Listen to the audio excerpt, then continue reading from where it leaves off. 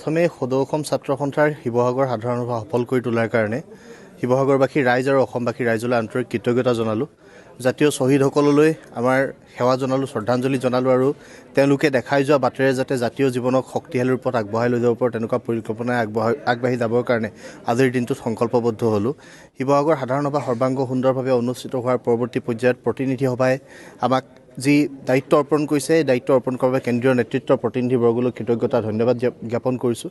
আৰু আহিব লগা দিনত সদৌ অসম ছাত্ৰ সন্থাক অসমৰ ৰাইজৰ সংগঠন হিচাপে ছাত্ৰ ছাত্ৰীসকলৰ সুৰক্ষিত শৈক্ষিক ভৱিষ্যত, জাতীয় জীৱনৰ সম্পৃক্ত যিবিলাক বিষয় আৰু অসমৰ আৰ্থসামাজিক উন্নয়ন, নিবনুৱাসকলৰ সুৰক্ষিত যি অৰ্থনৈতিক ভৱিষ্যত, এই সকলোবিলাক দিশত সদৌ অসম ছাত্ৰ সন্থাই কাম কৰিব। অসমত থকা বিভিন্ন জাতি, ধৰ্ম, বৰ্ণ, ভাষা, জনজাতি সকলোৰে সমিল মিলেৰে সংমিশ্ৰণে সমন্বয়েৰে এক অসম গঢ়িবৰ কাৰণে সদৌ অসম ছাত্ৰ সন্থাই কাম কৰিব।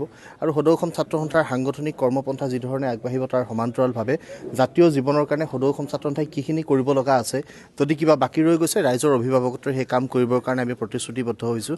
আৰু শিৱসাগৰ সাধাৰণ সভাৰ পৰৱৰ্তী পৰ্যায়ত আছুৱে এক নতুন দিগন্তৰ সন্ধান কৰিছে।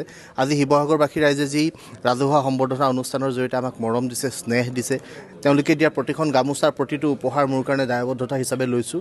আৰু এই যাত্ৰাটোত প্ৰত্যেকটো তেওঁলোকে মোক দি যোৱা দায়বদ্ধতা শক্তিশালী ৰূপত লৈ যাবৰ কাৰণে মই অংগীকাৰবদ্ধ হৈছোঁ। আৰু আহিব লগা দিনত জাতিটোৰ কাৰণে কিবা এটা যাতে কৰি যাব পাৰোঁ, সময়ৰ বালিত যাতে নিজৰ খোজৰ ছাপ এৰি যাব পাৰোঁ, তেনেকুৱা ধৰণে কাম কৰিবৰ কাৰণে প্ৰতিশ্ৰুতিবদ্ধ হৈছোঁ। মোৰ যদি বাটৰ ক'ৰবাত ভুল হয়, বাট শুদ্ধ কৰি দিবলৈ, সঠিক বাটৰ সন্ধান দিবলৈ ৰাইজক অভিভাৱকত্ব গ্ৰহণ কৰিবলৈ অনুৰোধ জনাইছোঁ।